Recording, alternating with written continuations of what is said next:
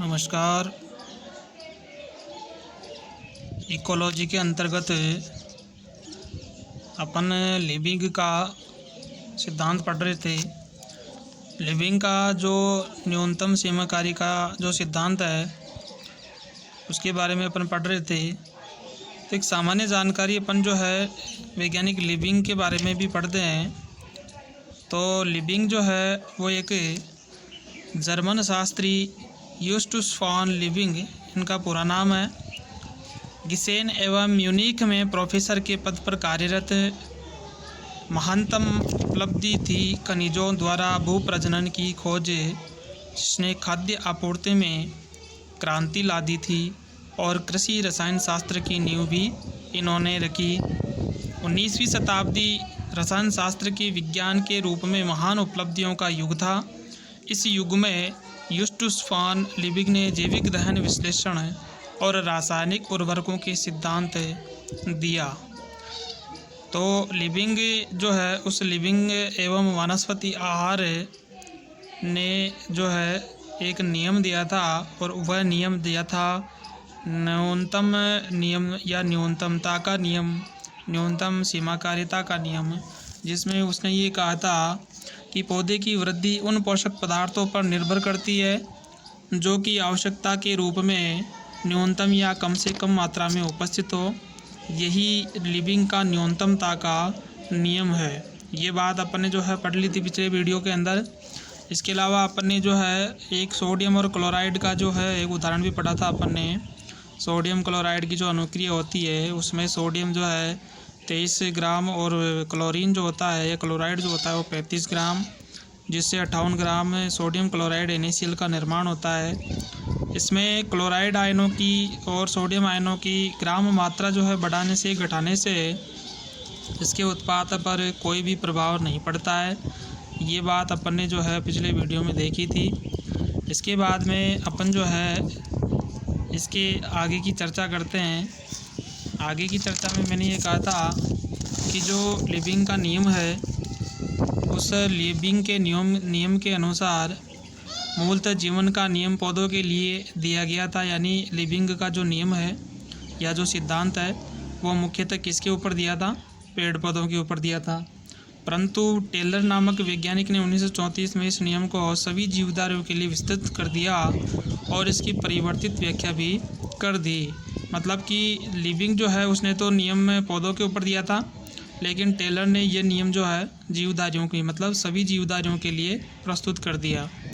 जीवधारियों की जैविक क्रियाएं उन सारभूत वातावरणीय कारकों का उनके संयोग से प्रतिबंधित या नियंत्रित रहते हैं या कंट्रोल्ड रहते हैं जो अल्पतम मात्रा में उपलब्ध होते हैं। यानी सभी जो जीवधारी है उन जीवधारियों की जो जैविक क्रियाएं हैं वो जैविक क्रियाएं या तो प्रतिबंधित रहती है या फिर नियंत्रित रहती है। किसके ऊपर? यानी जो वातावरणीय कारक होते हैं उनके द्वारा नियंत्रित या प्रतिबंधित रहती है। एक अन्य वैज्ञानिक है जिनका नाम है ओडम। उसने विचार दिया कि लिविंग का अल्पता का नियम केवल उन रासायनिक कारकों यानी जैसे ऑक्सीजन, फास्फोरस आदि तक ही सीमित माना जाना चाहिए जो जीवधारियों की कार्यकी के लिए आवश्यक होते हैं। जैसे ऑक्सीजन है तो ऑक्सीजन श्वसन के लिए मुख्यतः आवश्यक है। वैसे ही फास्फोरस शरीर का जो है जो ढांचा बनाती है, जो हड्डियां हैं, अस्थियां, उनका निर्माण के लिए मुख्यतः एक पोषक तत्व है। तो इन्हीं के बारे में ऑक्सीजन और फास्फोरस जो है ये एक रासायनिक मुख्यतः दो कारकों के बारे में ही जो है ओडम ने कहा था कि यही मुख्यतः इनको प्रभावित करते हैं। इसके बाद में अपने जो अगला टॉपिक पढ़ते हैं वो सहायक नियम है जो कि इस लिविंग के नियम या न्यूनतमता के नियम के ऊपर आधारित है। सहायक नियम जो है वो लिविंग के इस प्रकार विभिन्न तथ्यों के आधार पर दो और कारकों का विचार आता है जिसके आधार पर दो सहायक नियम दिए जा सकते हैं। जो दो सहायक नियम है वो दो सहायक नियम एक तो है स्थिर दशा का सिद्धांत है, यानी एक तो दिया था स्थिर दशा का सिद्धांत और दूसरा जो नियम दिया था या सिद्धांत दिया था उसका नाम है कारकों की अंतःक्रिया या अन्योन्य क्रिया का सिद्धांत। मतलब कारकों की अंतःक्रिया या अन्योन्य क्रिया का सिद्धांत। तो अपन स्थिर दशा का सिद्धांत देख लेते हैं सहायक नियम में। पहले ये स्थिर दशा का जो सिद्धांत है इसको अपन है ऊर्जा व पदार्थों के अंतर्वाह व उनके बहिर्वाह में संतुलन है। होता है। किस प्रकार से लिबिंग का जो नियम है कठोरतापूर्वक केवल स्थिर दिशा में ही लागू होता है। यह उसी दशा में कार्य करता है जबकि ऊर्जा व पदार्थों के अंतर्वाह मतलब इनफ्लो है वह उनके बहिर्वाह मतलब आउटफ्लो में संतुलित हो। तो ये स्टेडी स्टेट इनफ्लो और आउटफ्लो देखिए सहायक नियम स्थिर दिशा का सिद्धांत है, चित्र से दर्शाया गया है। इसके अंतर्गत अपन एक उदाहरण देखते हैं। उदाहरण में देखिए माना कि एक झील है जो चित्र में दे रखा है ऊपर। उस झील में कार्बन डाइऑक्साइड या CO2 एक प्रमुख सीमाकारी कारक है। इसलिए उत्पादकता या प्रोडक्टिविटी और जैव कार्बनिक पदार्थों के क्षय से प्राप्त होने वाली कार्बन डाइऑक्साइड में पूर्णतः संतुलन बना हुआ है। यानी जो झील है उस झील में CO2 की जो है एक सीमाकारी कारक के रूप में प्रधानता बनी हुई है। अब क्षण भर को इसके साथ हम यह भी स्वीकार कर लें कि इस स्थिर दशा में प्रकाश, नाइट्रोजन और फास्फोरस तथा दूसरे आवश्यक तत्व काफ़ी अधिक मात्रा में मौजूद रहते हैं और इसलिए सीमाकारी कारकों की भांति कार्य नहीं कर रहे हैं।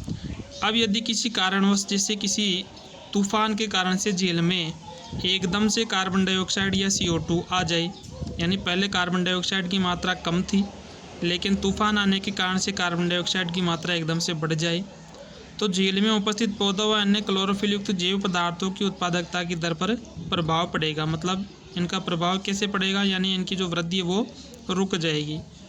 प्रभाव पड़ेगा जो कि मुख्यतः दूसरे कारकों पर निर्भर करेगा।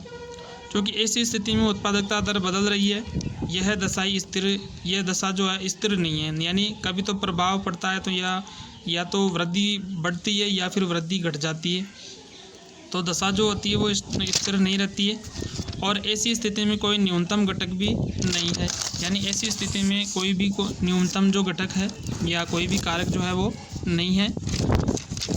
अतः यह अभिक्रिया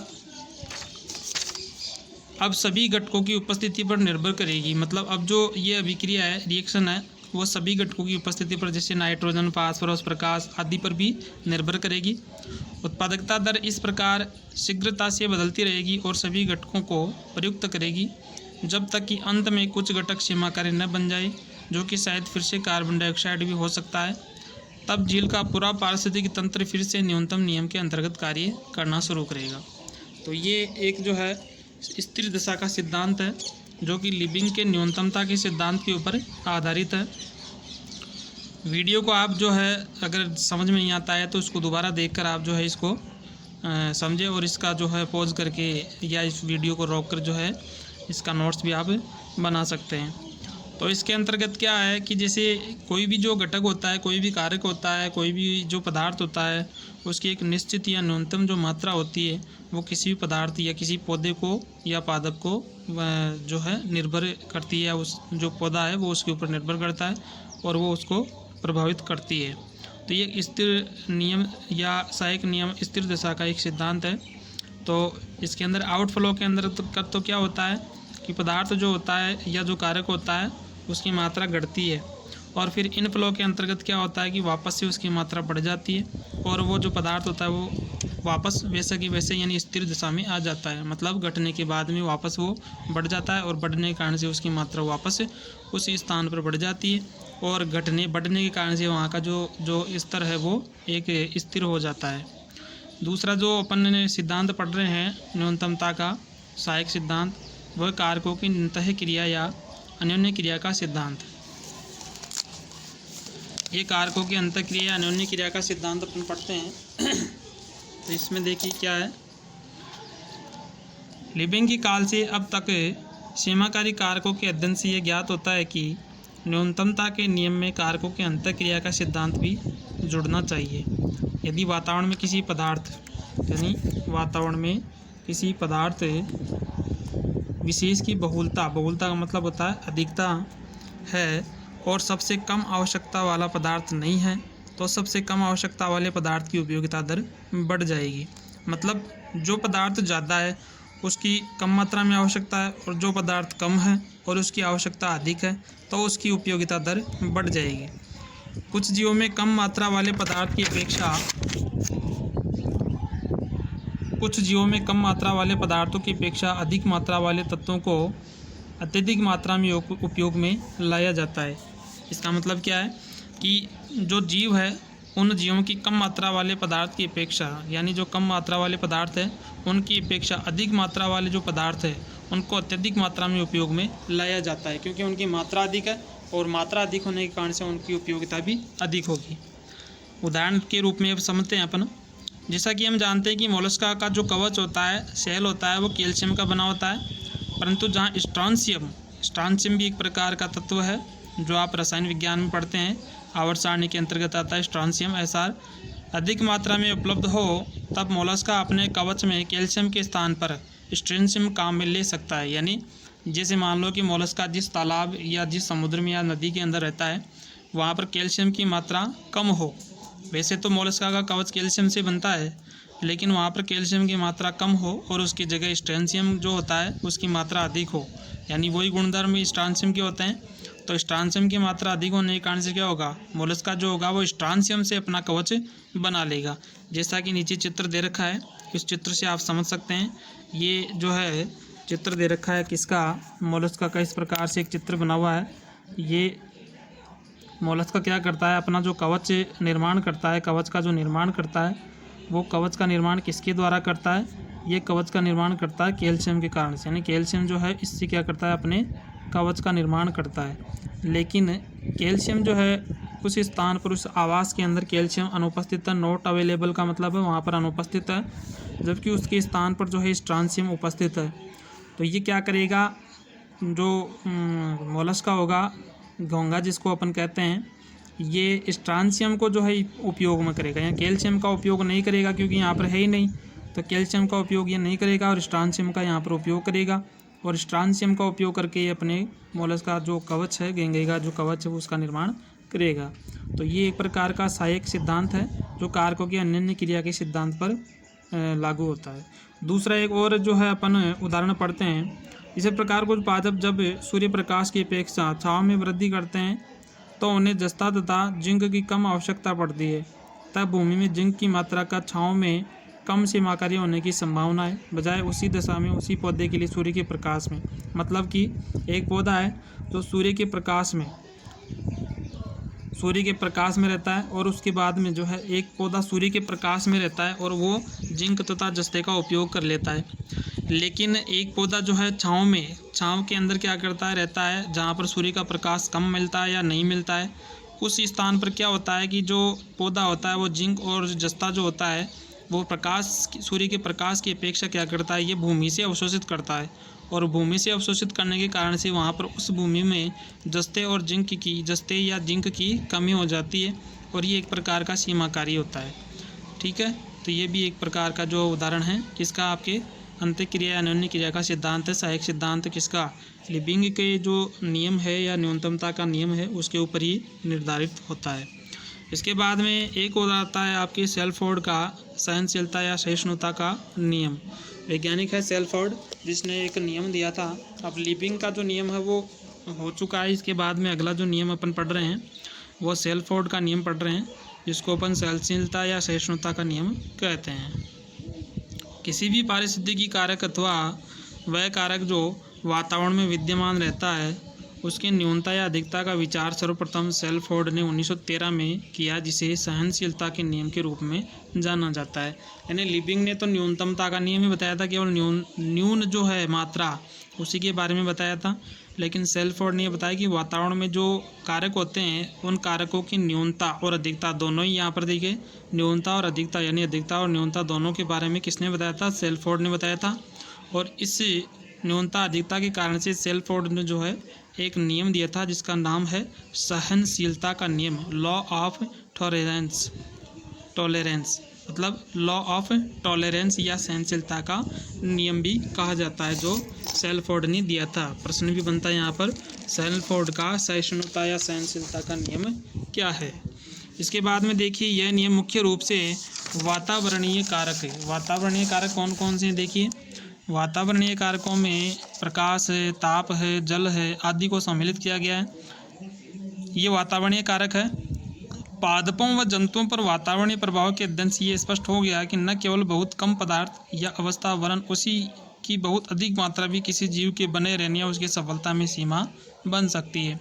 देखिए, जो वातावरणीय कारक है, न केवल बहुत कम पदार्थ या अवस्था वरन उसी की बहुत अधिक मात्रा भी किसी जीव के बने रहने या उसकी सफलता में सीमा बन सकती है। मतलब यानी कम मात्रा की बजाय अधिक मात्रा जो है पौधों को उपलब्ध हो, वो भी जो है सही रहती है, वो भी जो है गलत नहीं है, क्योंकि जो कम मात्रा है, कम मात्रा में पौधे वृद्धि कम करेंगे और अधिक मात्रा में पौधे अधिक वृद्धि करेंगे। इस प्रकार से यहाँ पर एक चित्र दे रखा है सहायक सिद्धांत कारकों की अन्योन्य क्रिया सिद्धांत का। वो जो अपन ने पढ़ा था, पिछला जो अपन ने उदाहरण पढ़ा था, उसका एक चित्र दे रखा है। जो अपन ने जिंक वाला पढ़ा था, यानी पेड़ पौधे जो है अगर सूर्य के प्रकाश में रहते हैं तो सूर्य के प्रकाश से अवशोषित कर लेते हैं, जब छाँव में रहते हैं तो छाँव के कारण से क्या होते हैं, पौधे जो है जिंक या जस्ता जो है वो कहाँ से लेते हैं, भूमि से अवशोषित कर लेते हैं और वहाँ जो है सीमाकारी के रूप में बन जाते हैं। तो ये जो है चित्र उसी का है, सहायक सिद्धांत कारकों की अन्योन्य क्रिया का सिद्धांत।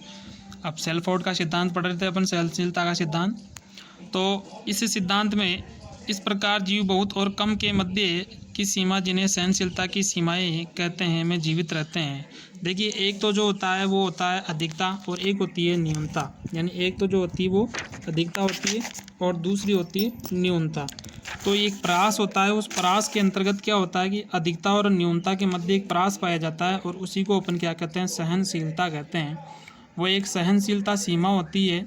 इस सहनशीलता सीमा जो होती है उसके अनुसार इस नियम को 5 भागों में बांटा गया है, यानी 5 सहायक सिद्धांत है इसके। पहला जो सिद्धांत है वो सिद्धांत है आपके सहिष्णु क्षमता का सिद्धांत। दूसरा है वितरण प्रणाली का सिद्धांत। तीसरा है असहिष्णु सीमा का सिद्धांत। चौथा है भौगोलिक स्थिति व मौसम का सिद्धांत और पांचवा है निर्णायक प्रजनन काल का सिद्धांत। इस प्रकार से ये 5 सिद्धांत है। तो अपन इसके ये सहायक सिद्धांत है। इन सहायक सिद्धांतों में जो पहला सिद्धांत है उसी के बारे में पढ़ लेते हैं। पहला जो सिद्धांत वो क्या है, जीव की सहनशीलता की क्षमता किसी एक कारक के लिए विस्तृत सीमा तक हो सकती है। एक कारक यानी सहनशीलता की जो क्षमता होती है वो एक कारक के लिए विस्तृत सीमा तक हो सकती है, जबकि अन्य के लिए सीमा बिल्कुल कम हो सकती है। तो ये एक सहिष्णु क्षमता है। दूसरा वितरण प्रणाली डिस्ट्रीब्यूशन पैटर्न होता है। समस्त कारकों के लिए विस्तृत सहनशीलता की क्षमताएं रखने वाले जीवधारी का वितरण इष्टतम या सीमा क्षेत्र में अनुकूलतम होता है। तीसरा है सहिष्णु सीमा।